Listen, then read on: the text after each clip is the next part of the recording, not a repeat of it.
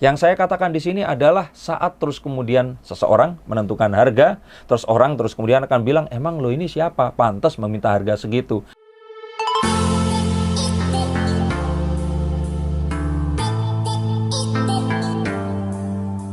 Halo Sensikers, kembali berjumpa bersama saya Denny Darko. Tidak ada yang namanya misteri, yang ada adalah tanda-tanda yang kita semua coba untuk mengerti. Heboh tarif mengundang Fuji dan Fadly. Ini pertama kali diunggah oleh Nikita Mirzani ya. Dan terus kemudian polemik ini berlanjut dengan kedua belah pihak ini saling mengkonfirmasi. Angka yang diminta ini capai hingga 30 juta. Siapa yang benar kira-kira? Siapa yang salah? Nah, ini permasalahan kalian semua para netizen yang budiman, yang maha kuasa ini. Kenapa harus mencari-cari siapa yang salah, siapa yang benar? Karena selama kita masih hidup di dunia, kebenaran hanya milik ilahi. Dan karena itu, yowes, kita menunggu saja sampai kasus ini akan berakhir seperti apa. Tapi pertanyaannya di sini adalah, untuk orang-orang yang bukan YouTubers atau enggak familiar, kemudian akan bertanya-tanya, hah? 30 juta? Itu kemahalan, kemurahan, atau bagaimana sih? Nah, ini nggak akan bisa kita ketahui tanpa kita melihat angka yang jelas. Karena itu langsung saja kita akan lihat konten-konten yang ngundang Fuji ini dapat berapa rupiah sih dari AdSense mereka. Kita langsung akan lihat, dan percayalah ini adalah cara perhitungan yang resmi dari YouTube. Sehingga angka ini adalah apa yang ditunjukkan oleh YouTube, berarti tinggal dikaliin saja oleh angka pengalinya. Kalian akan langsung tahu kira-kira berapa yang didapatkan dari sebuah video saat mereka mengundang Fuji. Saya akan ajarin caranya. Yang pertama adalah tentu saja kalian harus punya aplikasi YouTube. Dan dari aplikasi ini kalian cari aja di sini tulisannya adalah Fuji seperti itu. Dan terus kemudian kalian search, maka keluarlah video-video yang berkaitan atau related tentang si Fuji ini tadi. Nah, tapi ada pencarian search filters. Di sini kalian search, terus kalian cari di sini view count atau mencari video dengan nama Fuji yang paling tinggi penontonnya. Ya, kita akan lihat, dan kita dapat video dari YouTubers makanan, reviewer makanan, Mbak Farida Nurhan. Kita turun ke bawah, masih tetap kontennya dia, ini makan-makan. Dan terus ke bawah lagi ada kontennya TS Media. Ini ada Luna Maya dan Marian. Dan kemudian turun lagi, ini Vanessa Angel TV. Saya nggak tahu ini bener ya, Vanessa Angel ya. Turun ke bawah lagi, terus kemudian ada, oh ini Fuji orang luar negeri nih kayaknya. Ada kamera Fuji, terus oke. Tapi kita lihat dulu dari ini dulu aja deh. Oke, ini karena yang tertinggi yang kira-kira ada. Kalaupun ada di YouTuber lain kayak Raffi Ahmad dan yang lain, mungkin judulnya bukan Fuji kali ya. Tapi saya nggak tahu ada atau enggak. Tapi yuk kita hitung. Hitungnya berdasarkan apa? Mudah, nanti saya akan ajari. Tapi yuk kita sekarang akan lihat. Kira-kira ini semua tuh kayak gimana sih? Kenapa kok kemudian ini menjadi sebuah permasalahan? Kita akan lihat dan kita akan keluarkan kartu. Kartu pertama keluar. Kartu The Knight of Cups. Nah, The Knight of Cups ini kartu yang menjelaskan tentang bagaimana perasaan kita itu akan diarahkan oleh sesuatu yang sifatnya dramatis. Dan ini biasanya akan menimbulkan sebuah pancingan emosi yang sama di sini ditarik, dan YouTube itu bekerja dengan cara itu tadi. Makanya para YouTuber ini untuk menggalang penontonnya pasti akan melakukan apa yang dinamakan dengan membuat konten. Nah, membuat konten saja tidak cukup. Terkadang kita agar tidak tertutup oleh sebuah hal yang menjadi trending saat ini, maka kita harus mengikuti tren yang ada. Istilah anak zaman sekarang itu dibilangnya pansos. Nah, Fuji di sini memiliki kekuatan kata pencarian yang sangat besar di saat seperti sekarang selain Galaskai, Vanessa Angel, dan Bibi. Dan dengan mengundang Fuji, otomatis konten itu akan terpansos atau naik, atau orang-orang akan lebih mudah untuk melihat konten itu jika ternyata ini berkaitan dengan hal yang saat ini sedang ramai dibicarakan. Maka pansos kemudian menjadi sebuah faktor utama yang menyebabkan Fuji ini akan diundang di satu acara TV yang lain dan tidak. Apakah pansos harus mengundang Fuji? Tidak. di konten ini pun saya sedang pansos terhadap Fuji itu sendiri. Di beberapa konten kemarin bahkan saya pansos terhadap Pak Dodi. Tapi memang YouTube bekerja dengan cara seperti ini. Bahkan mungkin kalau boleh saya bilang, sosial media saat ini bekerja dengan algoritma yang serupa. Dan ini adalah satu hal yang membuat Fuji ini diperebutkan dan diundang oleh banyak, kalau saya bilang ya, stasiun TV, YouTuber, kanal-kanal berita, dan sebagainya. Dikutip namanya untuk yang nggak sanggup bayar, dan kemudian saat dia diundang, maka dia akan tentu saja menentukan tarif yang merupakan sebuah imbal jasa dari mengundang orang ini tadi untuk datang, yang saya pikir ini wajar, dan ini adalah satu hal yang terjadi dalam dunia hiburan. Nah, kemudian yang jadi permasalahan adalah menentukan harga itu sendiri. Karena terkadang ada orang-orang yang juga, saya nggak bilang Fuji ya, tapi banyak orang-orang di sini yang merasa aji mumpung dengan adanya pemberitaan ini. Kemudian dia meminta sesuatu yang kalau boleh saya bilang ini adalah mungkin privilege tertentu. Misalkan saat ada seorang penjual makanan terus kemudian menjadi terkenal, dijadikan seorang komedian, tapi sayangnya melakukan sebuah kesalahan terus namanya jatuh kembali. Nah, saat ini terjadi, maka orang tersebut mungkin mengalami satu hal yang dinamakan dengan viral atau menjadi terkenal secara mendadak. Nah, apakah dia ini akan bisa mempertahankan viralnya ini tadi, atau ini hanya bersifat temporary atau sementara saja? Dan ini adalah satu hal yang saya juga alami saat dulu saya mengikuti ajang pencarian bakat, kemudian saya menjadi runner up-nya bareng dengan Limbat kalau pernah nonton di sini. Dan bagaimana cara agar saya ini tetap dikenal oleh orang-orang adalah dengan cara membuat keviralan-viralan yang positif. Dan akhirnya cara terbaik untuk mempertahankan eksistensi adalah dengan membuat sebuah hal yang viral. Tapi apakah ini positif atau negatif? Nah, hal itu yang terus kemudian akan jadi masalah. Tapi kita nggak akan berbicara tentang saya. Yang saya katakan di sini adalah saat terus kemudian seseorang menentukan harga, terus orang terus kemudian akan bilang, emang lo ini siapa? Pantas meminta harga segitu. Itu bukan dialami cuma Fuji. Saya pun juga mengalami saat saya diundang oleh banyak orang dan banyak pihak. Nah, terus kemudian tugas kita adalah menunjukkan bahwa apa yang akan diberikan ini memang layak dengan harga yang ditawarkan. Nah, kita terus kemudian akan lihat apalagi yang mendasari semua ini terjadi. Kalau saya bilang sih faktor ekonomi. Bahwa saat seseorang ingin membeli sesuatu, tentu saja dia akan menawar semurah mungkin. Saat orang ingin menjual sesuatu, tentu saja akan menjual setinggi mungkin. Tapi tentu saja faktor ekonomi, di mana saat demand ini naik, otomatis harganya akan meningkat. Saat demand-nya turun atau supply-nya banyak, otomatis harganya akan menurun. Saya pikir ini adalah sebuah hal yang harusnya bisa diselesaikan dengan negosiasi. Tapi sayangnya memang akhirnya terjadi sesuatu yang di luar yang diharapkan, dan kehebohan ini pun terjadi.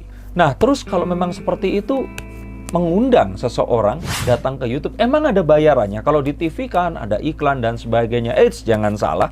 Jadi YouTube itu ada sesuatu yang dinamakan dengan AdSense. Dan inilah yang membuat orang-orang biasa dengan talenta luar biasa ini akan menjadi seseorang yang terus kemudian diinginkan dan menjadi terkenal bahkan kaya raya karena hal itu tadi. Maka kita akan melihat anak-anak muda dengan harta yang seperti didapatkan oleh seseorang yang bahkan mungkin seseorang yang dengan karir terbaik di dunia perbankan sekalipun gak akan dapat keuangan sebesar YouTuber mungkin nomor 1, nomor 2, atau mungkin pasangan yang lagi viral selama beberapa tahun ke belakang. Ini adalah satu hal yang gak bisa dijelaskan. Yang gak bisa dijelaskan adalah mengapa mereka bisa terkenal, tapi mendapatkan uangnya ini sangat bisa dijelaskan. Dan ternyata para YouTuber ini memang mendapatkan uang dari kerjasama atau partnership atau kemitraan mereka dengan YouTube dan sister company YouTube yang bernama Google AdSense, yang memberikan benefit untuk setiap iklan yang dipasang dan berpotensi dilihat oleh orang yang menikmati konten para YouTuber ini. Nah, kalau ternyata terlalu cepat, diulang lagi pelan-pelan, kalian akan mengerti bahwa intinya kami para YouTuber itu mendapatkan gaji dari AdSense yang akan dihitung dari view yang kita kumpulkan. Nah, AdSense ini tadi akan mengundang para pengiklan untuk beriklan di konten tersebut tadi. Makanya kalau kita nonton dan YouTube kalian bukan YouTube Premium, akan muncul iklan seperti iklan-iklan yang ada di YouTube saya ini. Nah, saya dapat uang dari iklan yang kalian tonton atau kalian skip ini tadi. Nah, terus kemudian penghitungannya kira-kira berapa? Karena ini akan menentukan harga jual seseorang saat orang ini tadi diundang atau diajak untuk menjadi bintang tamu. Nah, kita langsung akan lihat di sini. Dan ada yang dinamakan dengan klik per mile atau jumlah uang yang didapatkan per 1000 orang yang menonton konten kita. Mungkin ini seperti sesuatu yang gaib, tapi ini bukan sesuatu yang gaib. Ini sesuatu yang jelas, sesuatu yang kita terima, dan ini hitungannya sudah pakem atau pasti. Walaupun kabar buruknya adalah Indonesia memiliki CPM terendah, ya termasuk yang terendah ya dari seluruh dunia. Dan kalau kita lihat negara seperti Kanada, Australia, dan Amerika memiliki CPM 12 hingga 13 kali dibandingkan Indonesia, tapi tetap saja inilah yang membelikan YouTuber-YouTuber luar biasa itu tadi mobil-mobil mewah mereka, memberikan rumah-rumah yang megah, dan juga harta benda yang mungkin nggak akan bisa dimiliki jika mereka nggak akan jadi YouTuber sukses sekarang. Nah, kita taruh kartunya, yuk kita akan hitung CPM per video yang mengundang Fuji ini tadi. Misalkan kita lihat di sini ada konten dari Farida Nuran, yaitu sisi lain Fuji, adiknya almarhum Vanessa Angel doyan makan pedas. Sebelum kita masuk ke konten, ini jelas pansos. Karena Vanessa Angel nggak ada di sini. Tetapi dimension Fuji adiknya almarhum Vanessa Angel itu sebuah peneguhan. Dan kalaupun ternyata nanti ada orang yang mencari Vanessa Angel, tentu saja mereka pasti akan bump in ke video Fuji yang satu ini. Nah, video ini per hari ini setelah 2 minggu naiknya video ditonton sekitar 8,4 juta pemirsa. Nah, kita kalikan dengan CPM di Indonesia. Untuk para YouTuber, mungkin kalian tahu ada namanya YouTube Studio, dan di sini ada daftar CPM. Jadi tertinggi hari ini adalah Kanada, CPM-nya itu 149.000. Oke, artinya setiap 1000 penonton yang dikumpulkan, kalian akan mendapatkan Rp149.000. Nah, kalau penontonnya menonton dari ponsel yang terkonek kepada jaringan telekomunikasi yang ada di Kanada. Tetapi jika Indonesia, maka dia ini di bawah ini ada Australia, United States, Germany, United Kingdom, South Korea, Netherlands, France, Japan, Hong Kong, Greece, Singapore, Taiwan, dan terus sampai ada Malaysia, Turki, and then Indonesia. Indonesia menduduki peringkat, kalau di sini sih paling bawah ya, 11.291 sepertiga belasnya. Yes, kira-kira 12, 13, 11.291. Artinya yuk menggunakan kalkulator ajaib, kita akan menghitung 11.291, oke, kali, nah jumlah penontonnya berapa tadi tuh? Kita lihat lagi, ini 8,4 juta, berarti kita kurangin 3 nol ya, berarti kali 8.400. 8.400. Dapatnya adalah 94.844.400 rupiah. Kalau angkanya nggak keriting. Dan ini baru satu video. Mbak Farida Nurhan di sini mengunggah ada 2 video. Satu videonya lagi ini 7,4 juta. Jadi sebenarnya pengalinya bukan 8,4. At least ada 16 juta lah ya, anggap aja ya. Berarti yuk kita ulang lagi, kira-kira dengan dia mengundang Fuji, ini dapat uang berapa dari YouTube-nya saja. Nah, kita akan lihat pengalinya tadi, 11.291. Oke, kita kalikan, tadi berapa? 16 juta ya? 16 juta berarti 16.000. 16 tuh, enggak. 180 juta 656.000. Ini kalau di rumah saya di Tulungagung udah bisa beli rumah. Kalau di Jakarta ya beli mobil second bisa lah. Cuman dari 2 konten. Nah, saya nggak tahu nih bayar Fuji piro di sini. Tapi ingat, ini semua di luar biaya endorse yang itu terpisah. Karena uang ini uang datang dari YouTube. Kalau endorse ya nambah lagi. Kalau ternyata dia pakai baju terus kemudian dia kenakan bajunya, iya nambah lagi. Tapi ya kita nggak mau bahas itu. Yang kita bahas adalah ternyata Fuji ini memberikan nilai ekonomis yang luar biasa. Ya walaupun Mbak Farida Nurhan ini dengan subscriber sebanyak 4 juta orang, dia tentu saja ya kalaupun dia nggak ngundang Fuji, ini video-videonya ini ditonton ya 1,3 juta, ada lagi ini 700.000, 300.000, ada yang juga 200.000. Nah, artinya dia melakukan sebuah strategi bisnis yang tepat mengundang Fuji. Jadi kalau dapatnya 180 juta, kalau bayar Fuji 30 juta, 50 juta aja saya sih mau bayarin dia ya. Tapi kembali lagi permasalahannya bukan di situ. Tapi kalian sekarang dapat ya gambarannya tentang berapa sih nilai yang pantas, berapa sih yang akan didapatkan oleh YouTuber ini. Dan yang paling penting lagi adalah luar biasanya viralnya, membuat semua penonton itu mengalihkan pandangan mereka dan mendatangkan rupiah dengan sangat cepat. Kita kembali lagi ke kartu, bahwa apapun yang terjadi ini sebenarnya sih permasalahannya ya balik lagi ya ke ijab kabulnya itu tadi. Karena saat seseorang ini tadi sudah menentukan harga sekian dan disepakati, kemudian resiko adalah kembali kepada si pembuat konten. Belum tentu kalau ternyata mengundang Fuji akan menghasilkan uang ratusan juta. Tapi harusnya ini adalah sesuatu yang harus dihitung oleh kedua belah pihak. Seberapa besar mereka ini berarti dan seberapa besar hal itu akan bisa menimbulkan satu nilai benefit dibandingkan yang lain. Tapi ingat ya, saya di sini membahas di luar fakta-fakta yang ada. Di luar fakta-fakta bahwa Fuji mengaku saat ditelepon ini dia lagi 7 harian dan sebagainya. Atau fakta yang lain saat lo kok nggak mau diundang di sini tapi kok mau diundang di tempat lain. Saya nggak mau ngomongin itu, tapi saya ingin menunjukkan betapa luar biasanya YouTube ini merubah manusia. Dan inilah yang mendatangkan pundi-pundi rupiah, sehingga mungkin kalian melihat orang-orang biasa ini kenapa jadi luar biasa dan tiba-tiba kayak punya pesugihan dan tuyul saat mereka menjadi YouTuber. Dan yang lain lagi yang saya lihat di sini adalah nggak semuanya ini tentang uang. Kadang-kadang judgement bahwa oh YouTuber itu cari uang, tidak, karena semuanya sebenarnya berdasar dari community. Dan kadang kita melakukan ini sesimpel kolaborasi atau collab. Misalkan saya bareng sama Ria Ricis ini nggak pernah saya bayar sama sekali. Bahkan Ria Ricis ini menghasilkan uang luar biasa kepada saya saat saya di featuring di kontennya. Nah, ini adalah satu hal yang luar biasa dari YouTube, di mana kalau kita berteman, maka teman membantu teman yang lain adalah satu hal yang positif. Nah, sayangnya memang akan menjadi satu hal yang harus diluruskan jika terjadi sesuatu yang tidak disepakati. Misalkan terus tiba-tiba kita datang, diundang, sudah free, tapi ternyata ya mereka endorse atau ternyata ada iklan yang dipasang di situ. Tapi kembali lagi, ini semua tergantung dari ijab dan kabul. Kalau ternyata orang tersebut memang menyepakati, atau kalau ternyata yang mengundang ini punya nilai spotlight yang lebih besar dibandingkan yang diundang, ya kalau buat saya sih saya nggak peduli. Mau dipasangin iklan dan sebagainya, saya nggak dibayar. Kalau itu ternyata memberikan sebuah spotlight, saya akan tetap mau lakukan. Kembali lagi, ini semua tentang faktor ekonomi dan kedekatan atau hubungan yang baik. Nah, kembali lagi di sini, tetaplah like or dislike itu ada.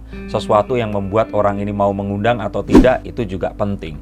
Beberapa YouTuber saya undang juga banyak yang nggak ada kabarnya, dan saya tahu oh mungkin mereka nggak suka, atau memang mereka nggak suka dengan konten saya, atau sesimpel takut dihipnotis atau takut diramal. Tetapi beberapa yang lain juga tentu saja ada yang tuh diundang yang itu mau, tapi diundang gue kok kagak mau. Nah, ini satu hal yang ya kembali lagi, hidup nggak akan bisa membuat semua orang senang. Tapi apapun itu, yang paling menentukan di sini adalah netizen dan bagaimana kita berkarya. Maka apapun tadi, seharusnya ini akan bisa berakhir dengan baik dan tidak ada masalah di belakangnya. Dan yang paling penentu di sini kalau boleh saya bilang adalah manajer. Karena manajer di sini memegang peranan penting untuk sebagai orang yang bisa mempertemukan, mengawinkan dua kebutuhan yang berbeda, dan hopefully atau diharapkan ini akan berakhir dengan sesuatu yang baik, kolaborasi yang sempurna, dan menghasilkan nilai yang lebih positif kepada mereka berdua dan juga kepada para penontonnya. Jadi kembali lagi di sini, konten ini tidak ingin memperdebatkan siapa yang benar, siapa yang salah,